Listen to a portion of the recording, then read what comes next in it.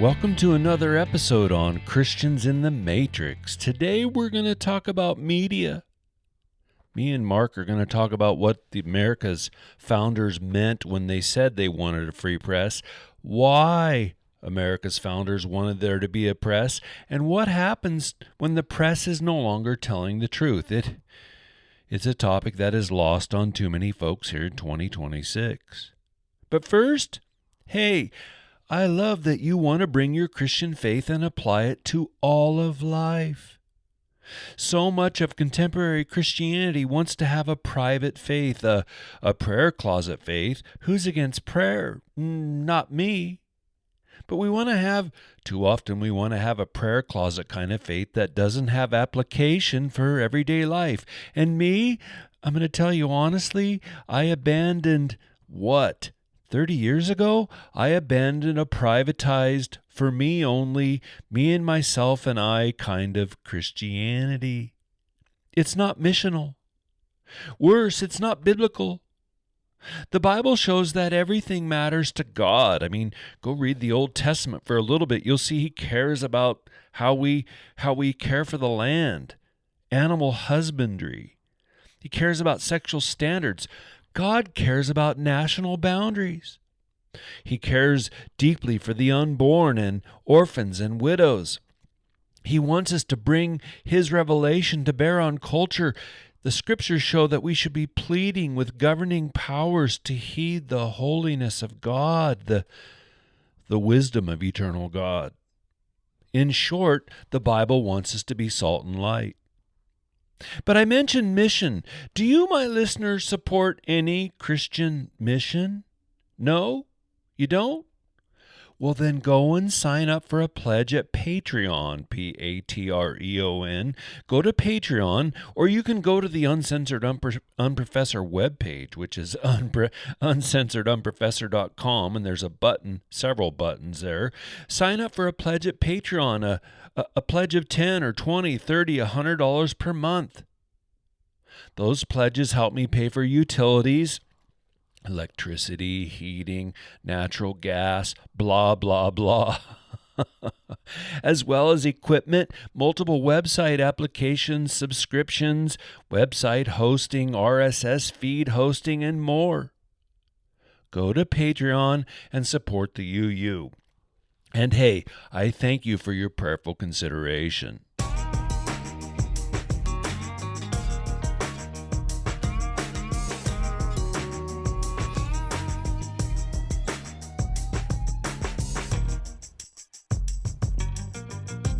You guys, thanks for joining us. This is 11 or 12 in Christians in the Matrix. Mark, thanks for coming on the show with me. You're welcome. Great to be here. Today, you guys, we want to think with you about media. We're both just aware, talking in the green room, that we did a show on propaganda, but I think there's still so much more to say about the power of media and the matrixy flavor, the matrixy control that the media has over people's minds, that I said to Mark, let's do still another one on media proper. Yeah. And I'm hearing, if I mentioned before that if I see or listen to a Christian that says, hey, I have no problem with media, what is the problem? I'd almost assume they're in the matrix because there's so much corruption in that area. Good. They must not have the discernment they need if there's that level of trust.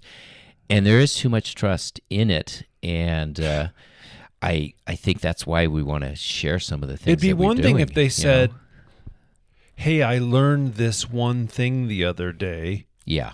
Right? So like my brother, he will say, I was watching CBS the other morning. I thought it was interesting that they said da-da-da. Yeah. That's different than saying CBS is my go-to source for understanding life in America right now. Yes. And I don't see why you have a problem and distrust that. Right? Yeah. So someone who says, no, I'm totally filtering everything that's going on right now. And again, I'm one who believes America is in the middle, and the church is in the middle of a historical pivot, for good or whatever it turns out. I don't know, but we're in the middle of a pivot. It's different than if you say, I just inherently trust the media. Yes. Yes. right? Yeah. Yeah, you wonder where the filter is for someone who doesn't frequently go, "Hey, come on, they're pulling my chain." Yeah. It's being reframed. They are, as we said in earlier episodes, they're overemphasizing a point. They're gaslighting me. They're only talking about one element when there's 7 or 8 elements of this topic to talk about, right? Yes. Yes. So one of the things that I think is pertinent to how we think about the media, again, the context that we live in here in the United States, is that because the founders endured severe censorship in Britain, they were all about trying to establish and maintain liberty. And they knew significant to the generation, propagation, maintenance of liberty was the free flow of information. Yeah. So that meant there needs to be a free press. And they knew that a free press was a vital check against governmental tyranny.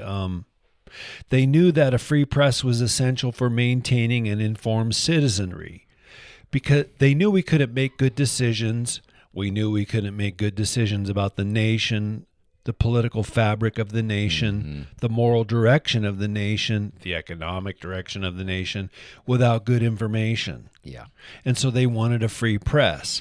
They knew that press meant we had to be free to criticize officials and expose corruption. Oh, my goodness. Oh.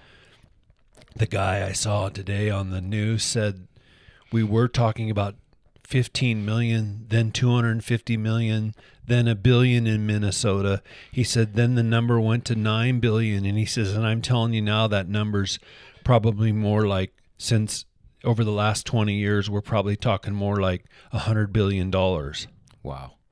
And I was just like, oh my goodness. But if there's no free press, if the press says, no, that guy is a racist for thinking that a ethnic subcommunity of Somalis would have put up fraud for a couple decades and bilked the pup, right? If there's no freedom of press to say all that, then you get brutality. Yes. And you get overreach, and you get the crushing of liberty. Yes. It may be framed very politically rather than you're not allowed to question us. It'll be more of a compassionate, I don't like what you're sharing. This could undermine confidence in public institutions. Right. That just sounds so much better. But what is that doing? It's saying we are always right. We are not to be questioned. And so undermining is not questioning. It's we're not allowed to, and so there'll be no critique then. That's the exact point. Yes, you're exactly right, is that it's actually spun 180 degrees in the opposite to silence us, and then liberty goes away. Thomas Jefferson said the press is the only safeguard for public liberty. Wow. And he famously said that he would choose newspapers without government over government without newspapers. Oh, I've never heard that. That's good. Isn't that a great quote? That's a Thomas great quote. Jefferson. I would choose newspapers without government over government without newspapers. Wow. And he knew that newspapers without government would be messy and chaotic, but he would rather have that. Alexander Hamilton argued that the press must have the right to freely scrutinize the conduct of public officials. So there again is that the ethos of the founders was to set up a government where the government was held in check, not that the people were held in check. Yes. The people are held in check by all kinds of checks and balances, but the overarching philosophy of the Constitution is we've got to find ways to keep the different powers at work in the government in check. Right? That's good. Yes. It's beautiful. The great cell of all government motivation is compassion. Yeah.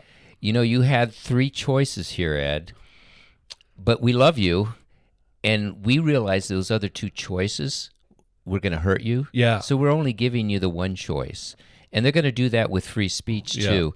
This information can be destructive and hurtful, and because we care so much, it's not that we're limiting free speech. We're just going to limit the speech that could hurt people. and then, of course, they get to decide. Right. And there goes free speech. And we know that it goes in that direction because Europe, which is on a post-Christian, post-truth track that I believe is about 30 years ahead of us, is now in multiple nations tamping down on free speech. Yeah. In the UK, they are arresting people for memes.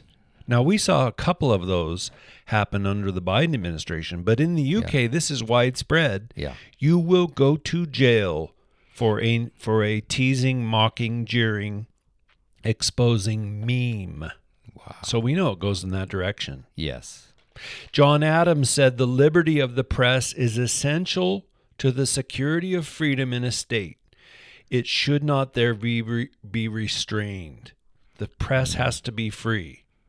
Hannah Arendt, who was a philosopher in Europe, more recently, she said, the moment we no longer have a free press, anything can happen. What makes it possible for a totalitarian or any other dictatorship to rule is that people are not informed. If everybody always lies to you, the consequence is not that you believe the lies, but rather that nobody believes anything any longer. No one will believe anything any longer. And I think coming out of the 2020 election, which now is every week there's a new revelation of the DOJ is getting ready to indict. The DOJ has I know the DOJ just did a raid on Fulton County down in Atlanta on their election machines. I know that there are claims that the voting machines, the Diebold, DIEBOLD voting machines, fraudulently certified a bunch of elections across the country.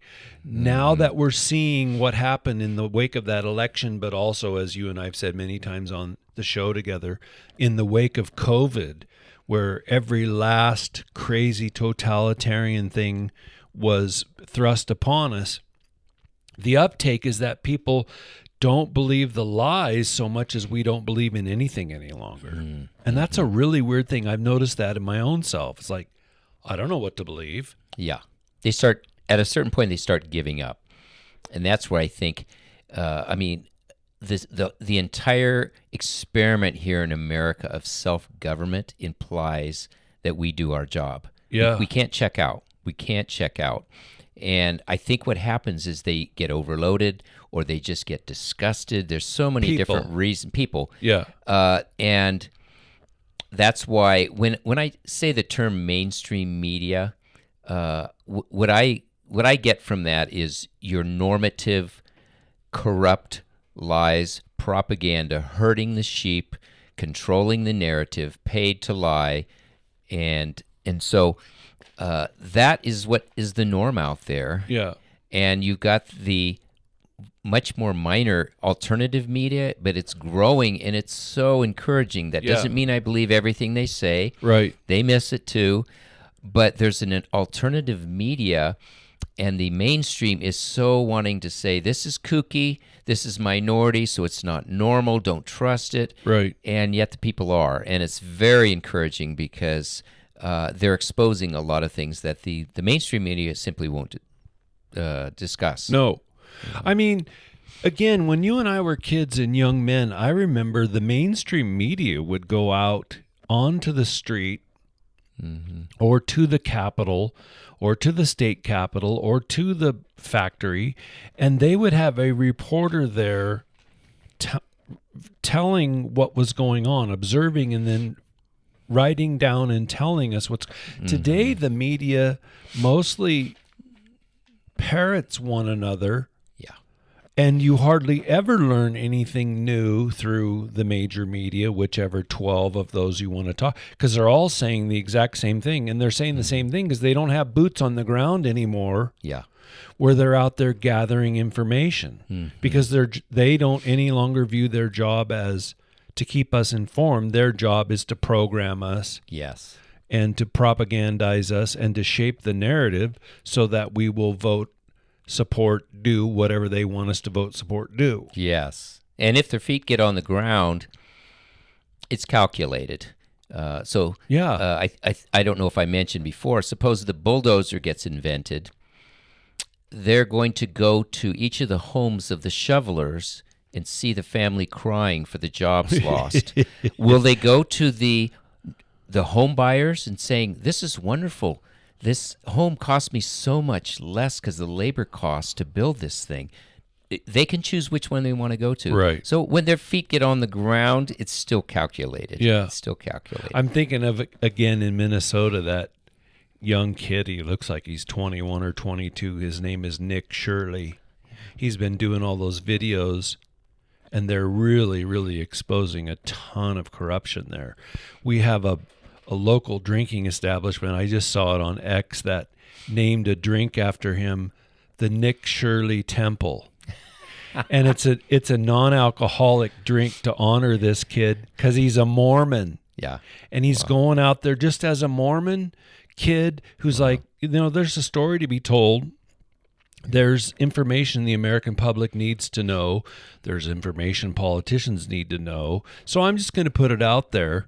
And that's what journalism used to be. Used to be, yes. And isn't much anymore, except, like you said, we have alternative media now that show us things, tell us things that we would never know if it were up to the 12 power brokers that pretty much own everything. Oh, yeah. And it's so encouraging when a Nick Shirley, it does not require an enormous company and sophistication.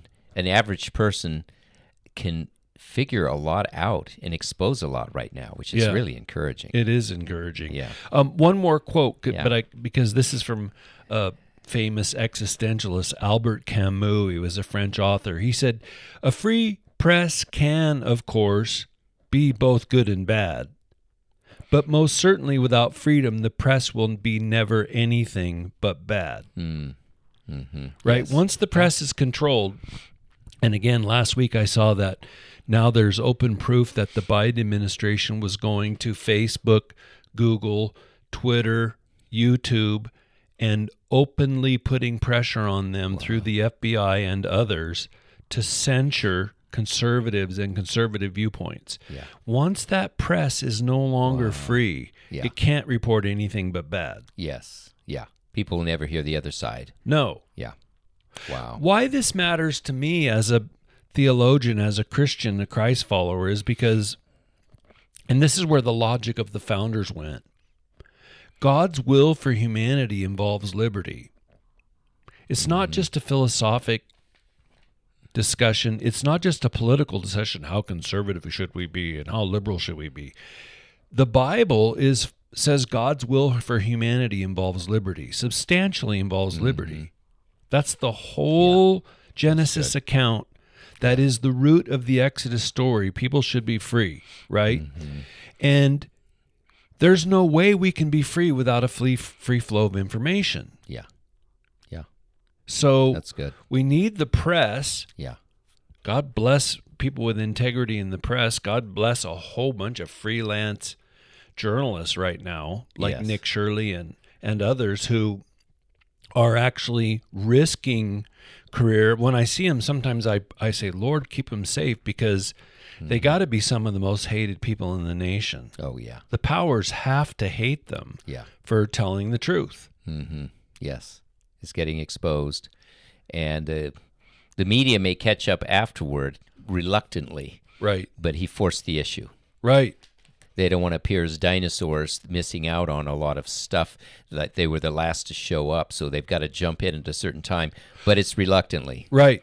And again, to your point, what CNN, I think, is doing, little slivers here and little shifts there, I'm wondering if they're starting to go, we've almost totally lost our market. Yeah. We better put a little sampler plate of truth out there once again. Yes. Right? Yeah. Is that the one Barry Weiss just took over?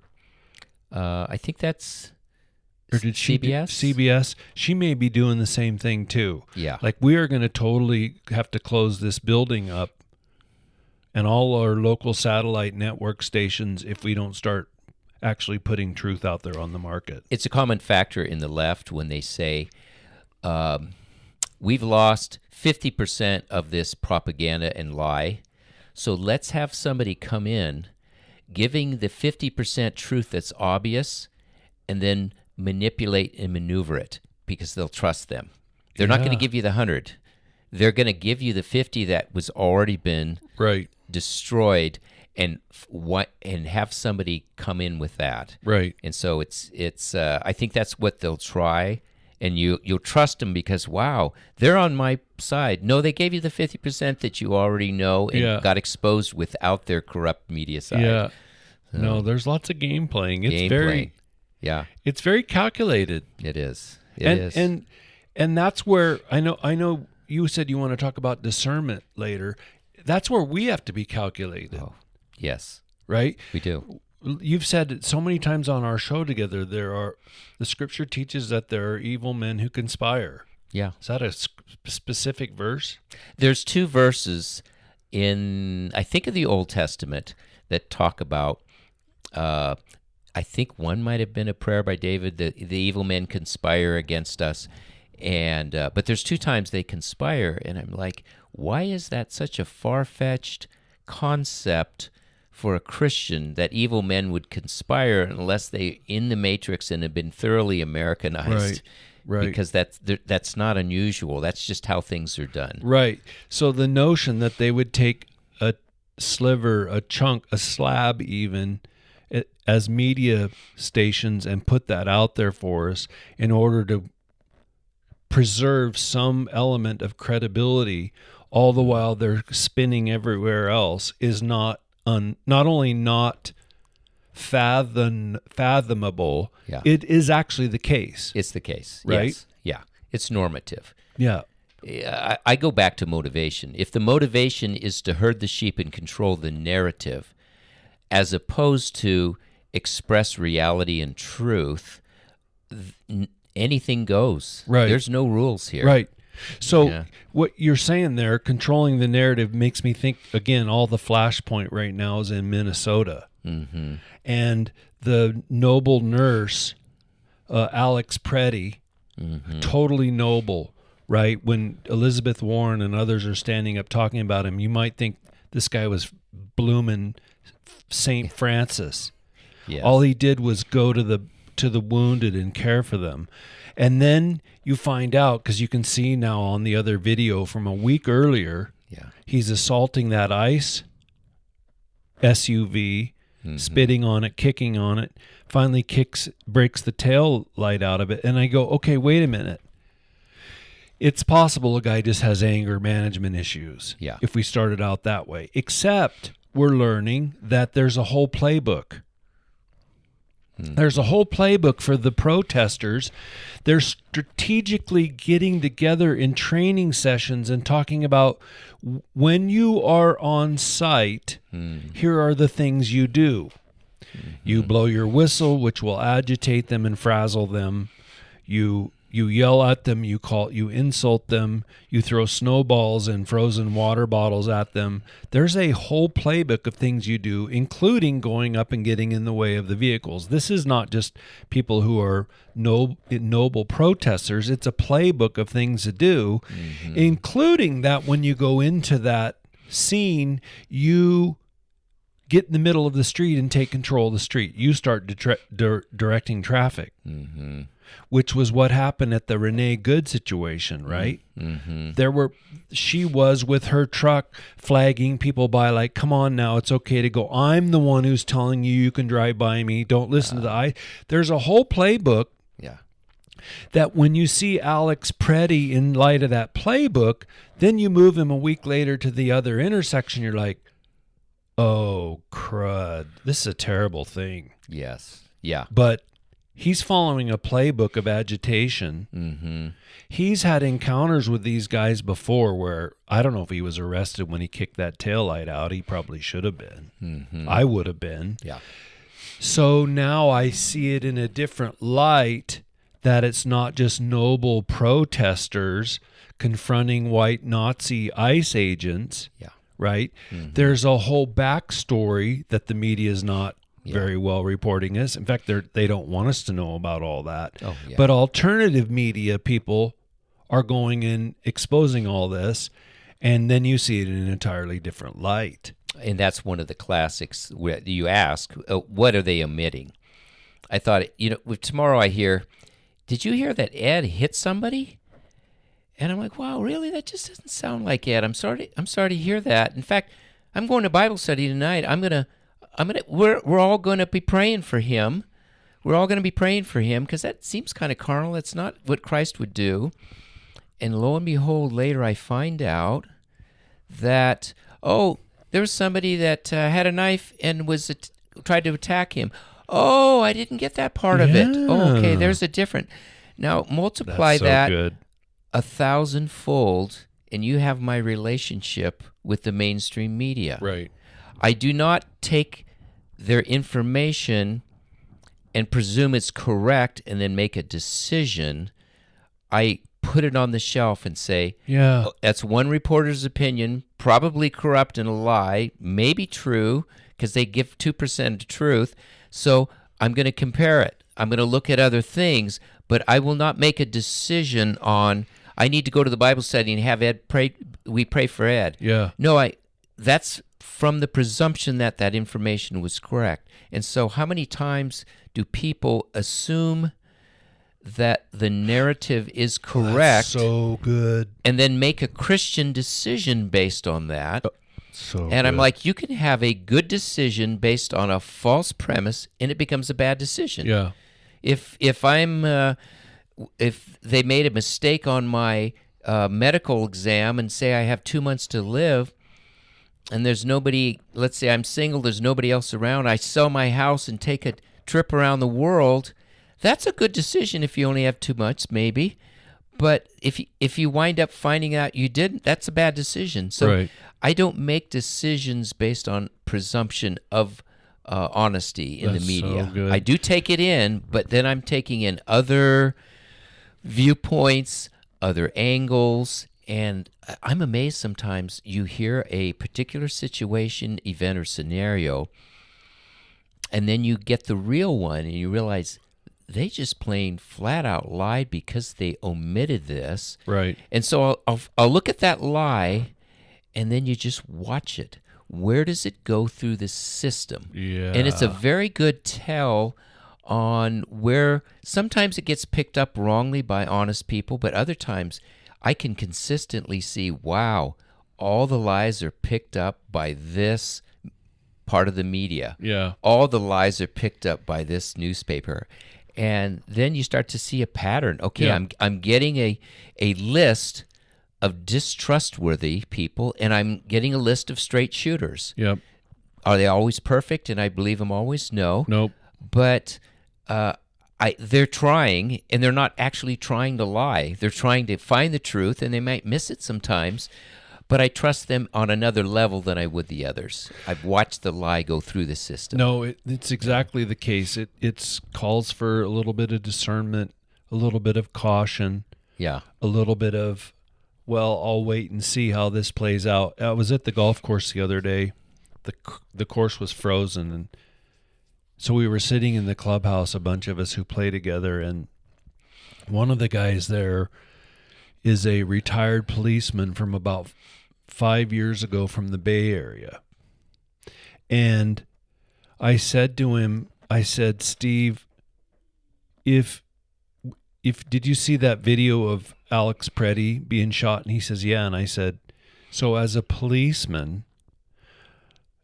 I don't want to, you can decline to answer, but I said, home ownership is an essential, beautiful element within a functional society.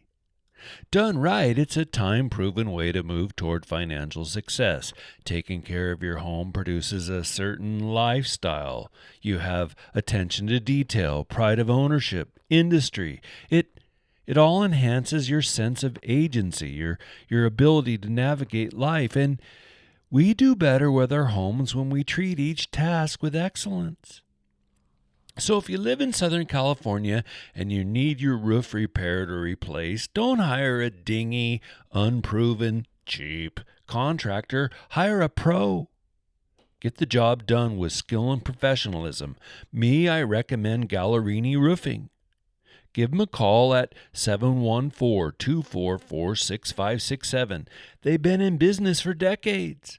They can do residential. They do big commercial jobs. They're licensed and insured. They have tons of experience. They work without outstanding integrity. So give Gallerini Roofing a call at 714-244-6567. That's Gallerini Roofing, a proud sponsor of the Uncensored Unprofessor. But if you do want to answer, was that a good shoot? And he said, you know what? He said, my first answer is, I don't know. He said, we haven't seen the body cam. If those ICE agents had body cameras on them, we haven't seen those yet. But he said, I learned in my training, you don't make a call until you know all the details. And I said, okay, that's good. That's good. He said, I don't. So my first answer is, I don't know yet. But he said, my second answer is, the media talks about that shooting like those ICE agents, each of them were there rolling through dozens of possible scenarios in their head and then interacting based on the possible dozen scenarios so that we can try to get into their mind and understand. He says, that's not at all what happens. He says, when you're in that moment of energy and emotionally overloaded, he said, you're relying on your training and your instincts. Mm-hmm. And he says, if those guys either saw a gun or saw him reaching for a gun or saw him with that gun, he said, it's probably a justified shooting because in the way the law's written, it's whether or not they felt endangered for their lives. Wow. And he said, but all of that to say, I don't know. Wow. And I thought, okay, that's really cool because I'm like, well, tell me what you think, my policeman friend. You've been in, and he has been in some pretty hairy situations. But he says, no, we have to withhold judgment and wait and see. Wow. Two things that come up with that I was going to share regarding the way that you get discernment is number one in that situation, humility. Here's a guy that if he could say, hey, I'm a cop, I know all this stuff. And he says, I'm not sure, I'm still chewing on it. And it's okay to pause, have a humility and say, I may get some other viewpoints that cause me to rethink some things, and I don't know it all. I'm going to get multiple thoughts on it, and I'm actually going to take time and chew on it, which is rarely done. Right. Which is the other common thing is oversimplification in the media. Very complex issues are presented as black and white. They want to herd the sheep. They want to have a definite reaction of their thoughts and emotions. They don't need people sitting thinking. The last thing, you need those sheep emoting. You don't want them thinking. So there's an oversimplification. There's a black and there's a white. Yes. And so you've got lazy thinkers that appeals to, but you've also got your average person that raising a family and busy and tired. And it's very attractive and tempting to say, let's oversimplify this whole thing so I can walk away right now with no mental tension, and I have solved it, and I have an answer, and I know what the right side is. And that's so good. And, it's not only presented always as black and white. Some of it's an us-them. Yeah. And I watch for that. That's one of the things I'm watching. I'm saying, sometimes it's not quite that clear. There's a lot of mixture in certain things where it's not just us-them, but if they can do the us-them, number one, it creates a chaos of people fighting one another, and governments love that because they step in the name of safety and remove some liberty, move a little closer to police state. They like the chaos and the fighting. They step back as if they didn't create it, but once they create it, they step in. Hey, here I am to provide the safety. Yeah. Plus, it makes for just an easy way to look at things where, and I think we mentioned before the idea of choose truth over team. Yeah. They want to give you a team.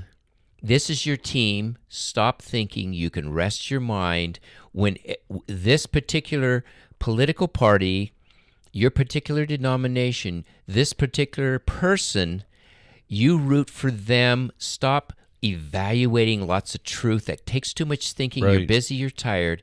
So if you can present it black and white, us and them, you can keep the strife going, you can keep the dumbed-downedness going, and it becomes very simple then. Hey, I have the answer. And what I really like about your friend Steve is the humility in that situation to say, hey, I've been there, and I'm still going to sit and chew on this. Right. Because I want to get this thing right. Yeah.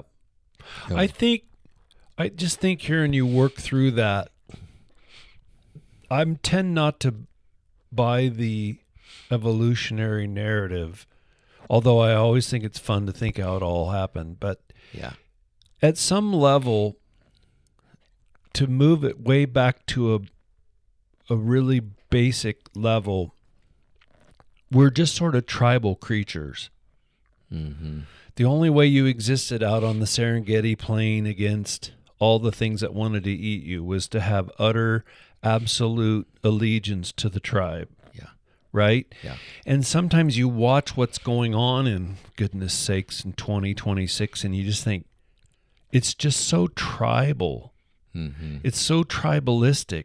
It's like, I'm going to turn my critical faculties off if it concerns any kind of critique of my tribe. Or the news, again, to the media point of all this, will report. I saw something on the news this morning. A senator got asked a question about the SAVE Act, about voting, and she was a conservative. And she danced away from the immediate question and just started speaking in generalities. And if I had been like my mom, and when I was a kid, I would have thrown a Lego at the TV, because she avoided the question and then just started talking about generalities that would reaffirm the tribe. Mm-hmm. And it makes me so mad, right? Yeah. Because she was asked a legitimate question that she could have easily answered, but she decided, she made a calculation. No, I don't want to lose X percentage of people who support me by answering that directly. Yeah. So I'm going to stick to generalities where it's a prevarication. It's a dance around. It's a way to look like I'm answering a question, but I'm really not answering the question because I don't want to have to incur the cost. Yes. And that's just so common. What I'm amazed at is you've got people with different gifts. You've got the guys that can really do math or really do art or music. People don't realize there are people that are unbelievably gifted in rhetoric. Yes. They've got the gift. They can make something stupid sound smart. It's a gift. They can make foolishness sound wise. Yeah. They can make a lie sound true. Yeah. They're paid a lot of money because that's a very important quality in the mainstream media. Is when you're herding sheep and controlling the narrative, you need somebody incredibly gifted in rhetoric. Right. And so that's what we're dealing with sometimes, because you have certain occupations, certain areas, especially the political and the journal. You've got people that are very smooth, poised, and articulate. Yeah. And the average Joe Blow picks up on that and says, they must be wise. They're so confident and speak with authority. I think it's true. They're so eloquent. Well, they may not know what on earth they're talking about it. They don't know what they're saying it, but can they say it well? Right. And so it gets picked up. And I thought, what a critical, important skill to have these days in an information-loaded society. Right. Is the gift of discernment and discerning all that stuff. Yeah. Just processing it. I have a term that I like. Sure. The goal is informed participation, not withdrawal. There are people that simply withdraw from the discussion, the news, the everything. By the tens of millions. Yes, and just say, my life's busy anyway, it's all corrupt. And I'm saying I could see how they're disgusted, discouraged, and tired, but we're called as Christians to walk in discernment And so have a informed participation. Don't withdraw. And so I can look at and grow in discernment. It's so important. The thing I think is important is to listen and to read, but not passively, because it's so dangerous. You can't afford to do it passively today, as if you have a lot of trust in the system. I think we all have people that are well-read, that have been well-read by fools and liars, and they're deceived, they're indoctrinated, and they're fooled. Yeah. But they're well-read. And so I do believe in being well-read, but you have to have a discernment what that means, because you can go the wrong direction. Well, it's the difference between knowledge and wisdom, right? Yeah. There's tons of people with knowledge with no wisdom. Yeah. And we won't go into that distinction now, but we know wisdom presupposes as a baseline the existence of God. But I love that you brought up that whole checking out. We already did a show on complacency. Yeah. But you and I we know so many Christians who just check out. And I think a big reason for this is people are just overwhelmed. Yeah. Whether they're overwhelmed with their financial situation or whether they're overwhelmed with relational issues in their family. Maybe it's a severe medical issue that someone's dealing with in their life. They're just like, I don't have the energy. I don't have the time to deal with that. It would just snap me in half. But even if we make those kinds of caveats, I'm still kind of blown away by the evangelical, because I don't circulate in Catholic circles per se, although I have Catholic friends on social media. But in evangelical circles where there's this disconnect of I hate politics, I don't want to talk about culture, and history is meaningless to me, right? Where I'm thinking, well, at some point you're unplugging from reality. Yeah. Yeah. How are you informed enough to make decisions with an eye to what's going on in the larger culture, right?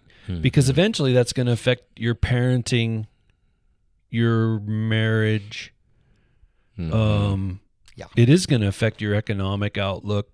So I just, obviously I'm a podcaster, professor, podcaster, unprofessor, podcaster, but it's no small point of irritation to me to see how much of the church that I am a part of is just indifferent and apathetic. Yes. My encouragement to some of them would be, we're in an information age which has made the propaganda just so sophisticated. Yeah. But the other side, it's amazing. There's a whole movement today that's taking things, and because the nature of capitalism and competition, it's making things concise. They're not taking, you don't have to listen to the news for 8 hours to get the gist of something. Right. There are summaries, and you can get right to the point. And it's really, I think it's so important to just stand back and say, what exactly is important? What is the essential information? Right. We have a soon coming supposed government shutdown again. Right. Okay, what's important? That's about all that's important for me, because I know exactly what's going to happen. Yeah.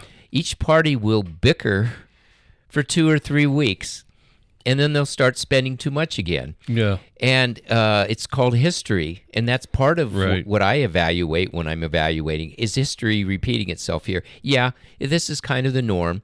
And so do I really need to listen in the name of being well-informed and listening to media? Do I really need to listen to 2 or 3 weeks of theater right. to show they really care, when in the end, the uniparty will, no matter which one, they will right. spend too much. Right. And so if I can excise that out of my life, because it's really not important. It's not part of the essential. And it's amazing to stay informed.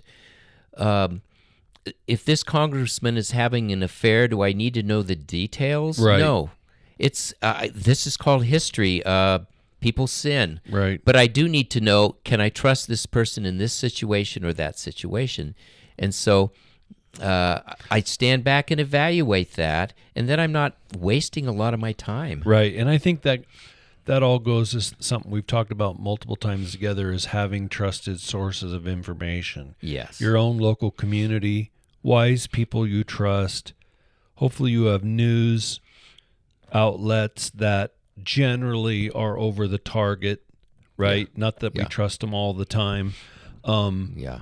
So that you're not trying to get it perfect. You're not trying to be omniscient, but you do want to be informed. Yeah. But you're informed by sources that you trust. Yes. And it does not take hours and hours. I have a couple retired friends that they'll put Fox News on for 6 hours. It's in the background like music. And I'm not against Fox News, but there is information that's almost filler. You know that situation where I think there's a maxim that says your work expands to fit the time available. You will slow down if you know you have more time.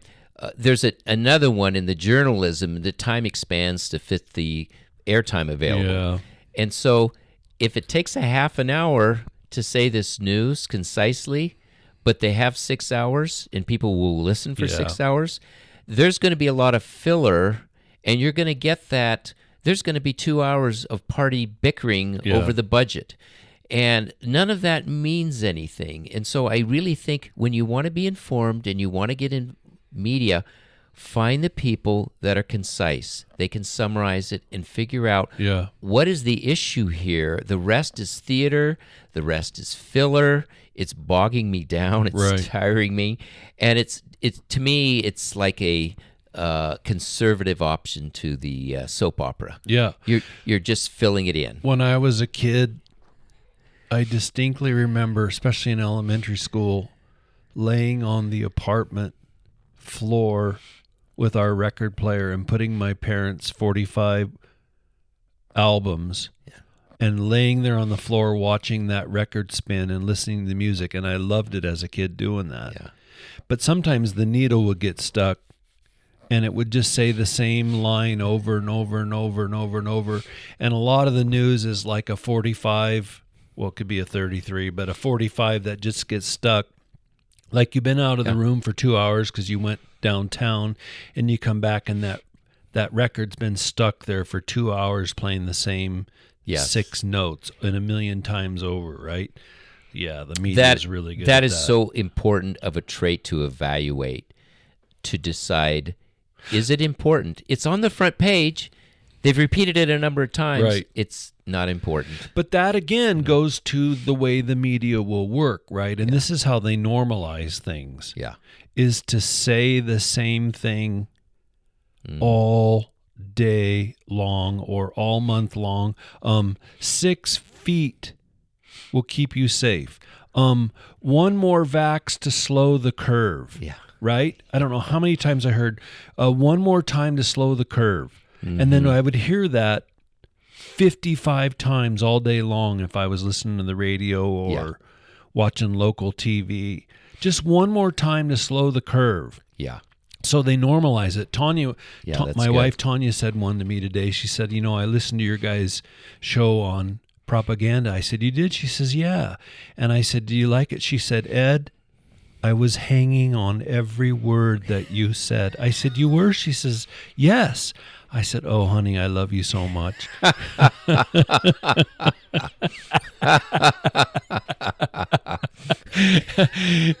None of that's true.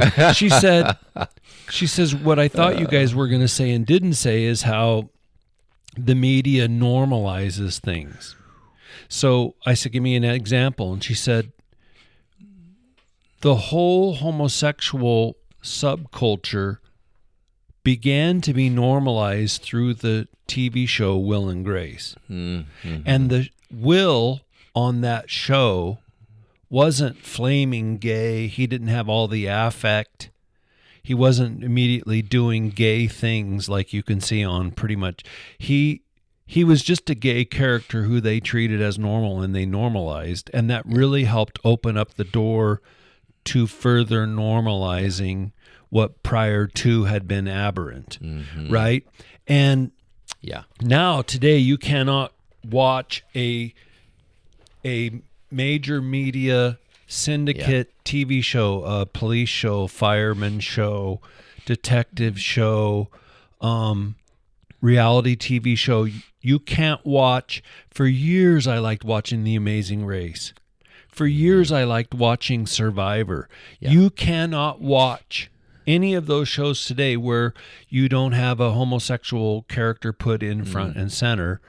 And so you're led to believe, 12% of the population is homosexual, right?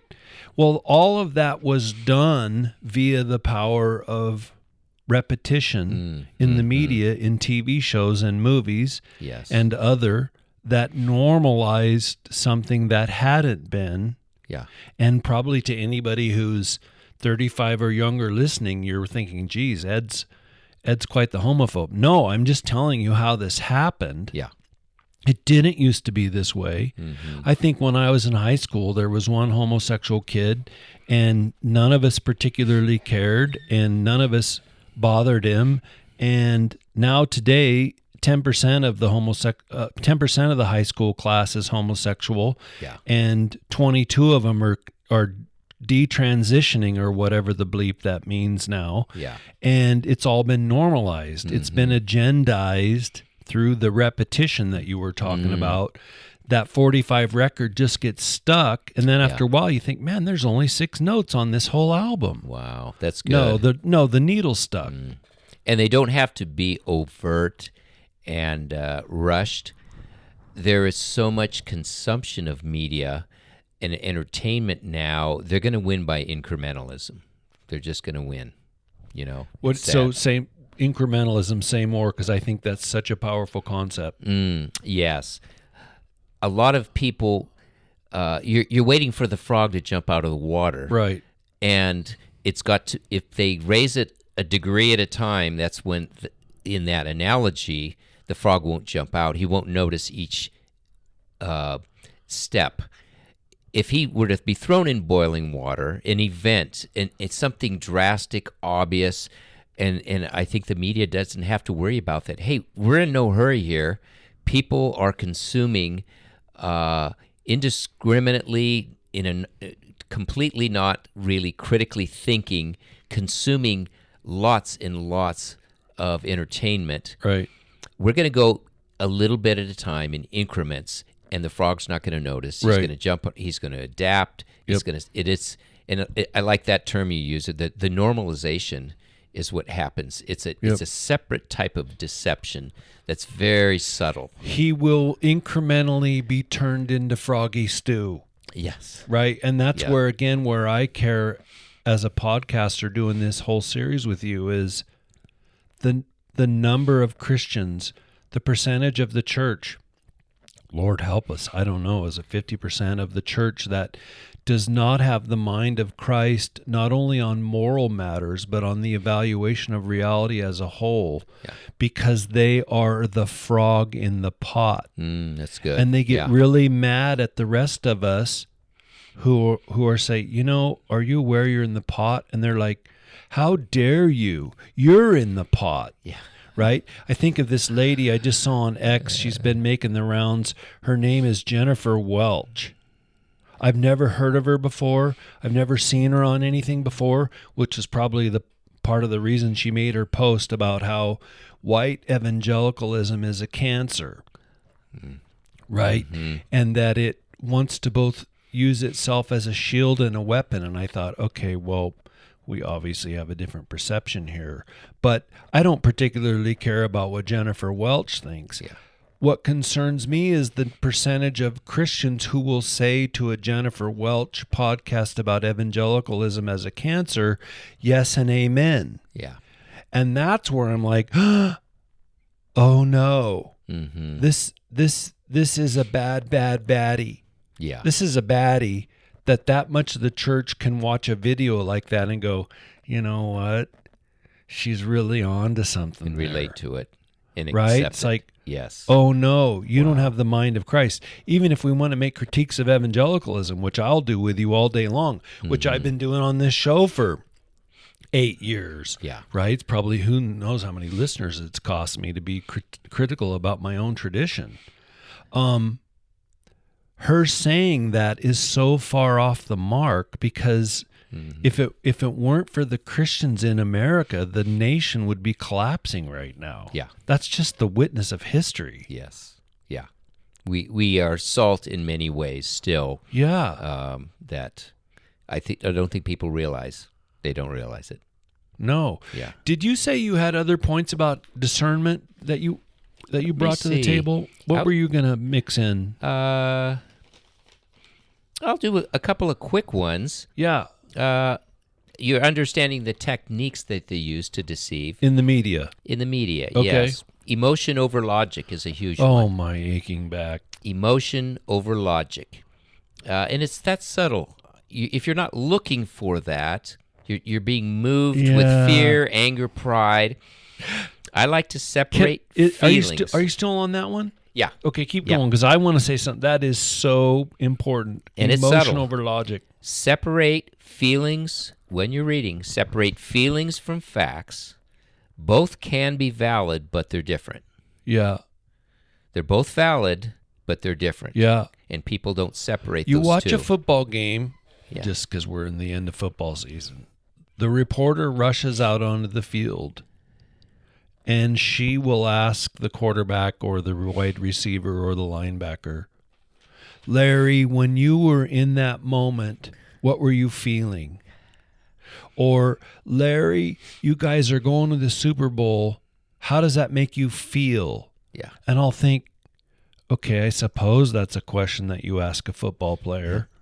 There's probably 20 other legitimate questions you could ask a football player in the middle of that. How did you guys know to blitz on that? How did you know to blitz from that side? How did you know he was going to cut to the left? I mean, there's lots of questions you could ask, but the reigning question in sports, they will go up to an athlete and say, "Okay, Shaq, how do you feel about them?" Like, oh my gosh, wow, why does that matter? Yes, because the whole culture right now is feelings more than anything else. Yeah, you're going to have there's a political debate between somebody that wants to be elected and between a communist and a capitalist. Hey, let's ask the public, who do you feel won that debate? Who do you feel won the debate? And if they ask me, I'd say, well, I don't even think they needed a debate. I've already decided, if I'm a thinking person, who has the wise policy and who doesn't. But what I think that they want is to say, who seemed the smoothest, the most poised, and let's declare them the winner. And I feel like today, the communist was the smoothest. Did you feel good when he was talking? Okay, why don't you vote for him? Yeah. And I'm like, is this entire thing devoid of logic? Or the way they would ask that person, to your earlier point, they'd go up to that observer, the person in the audience, and say, okay, Quentin, you just watched this debate. Who did you feel was more compassionate in their answers? Oh, yes. Keep well, the it on that communist level. is going to be every time. They're not going to ask, hey, Quentin, whose economic policies made more sense in light of human nature? Oh, that's even better. They're never going to ask Stay that away in a from million that. years. They're going to, Quentin, which remark most made your heart leap? Yes. Well, it's going to be the communists every time. Yeah. Wow. Because they're going to give you free stuff. Yeah. Oh, definitely. No, that's a good one. Keep going. Endorsements by celebrities and experts. Oh. They're famous. They've got degrees, but they know what they're talking about. Right. You mentioned before bandwagon. Everyone believes this. Everyone does this, which is scary to think, wow, does that move people? Oh, I want to be part of the herd. Where's the herd moving? Right. Well, it's moving toward the edge of the cliff. Well, I don't care. The herd's going that direction. Right. So, let's see. I like to establish what I call red flags, just indicators on potential propaganda. I like to listen, and I think some people, there's a meter, a con meter, a Ouch. lie meter that should be well developed in people. And I think I'm surprised sometimes it doesn't even go off with some people. And so I'm listening. A typical scenario would be some huge event happens. The government will step in quickly with an investigation. They'll wrap up the investigation in 3 days, wipe their hands and says, it's all been solved, move on. Yeah. And there's all sorts of holes in it. Yeah.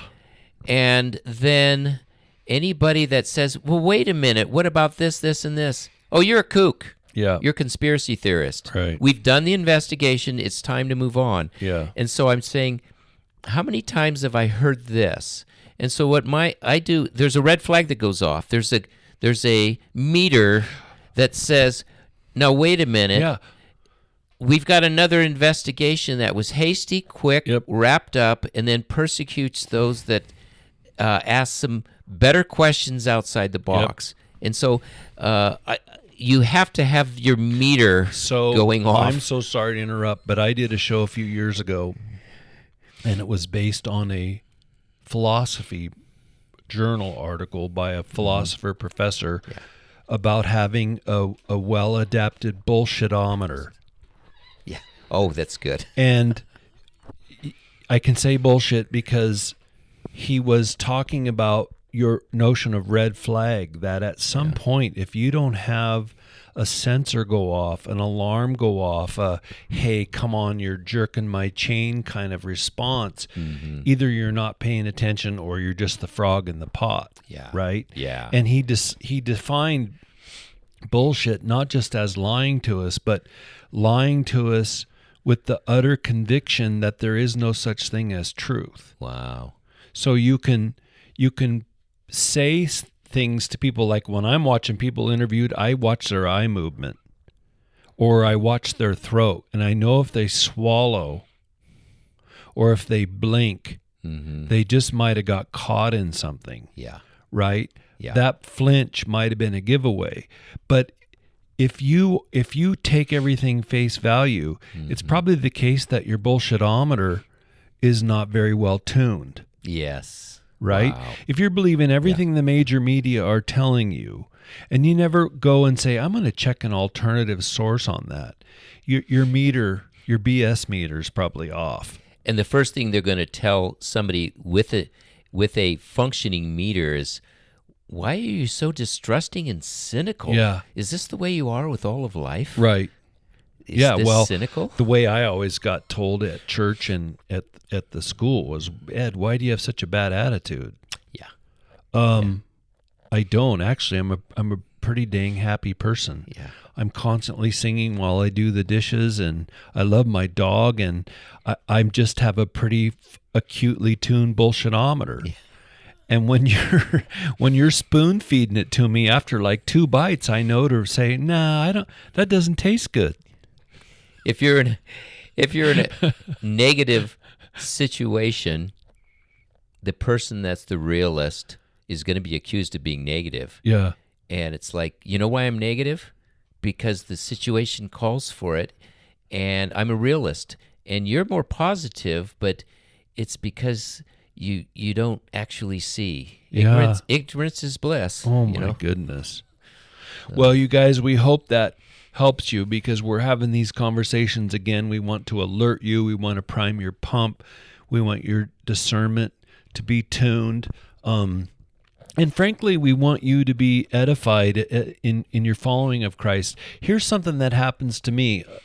I will read some paper, or I'll read a post by someone that I respected as a scholar, and it will be off base, and it will make me go check my assumptions and my position. It'll make me rethink it. And sometimes I'll have a little moment of doubt, like, well, maybe a kind of Christian democratic socialism is the more Jesus-ian position.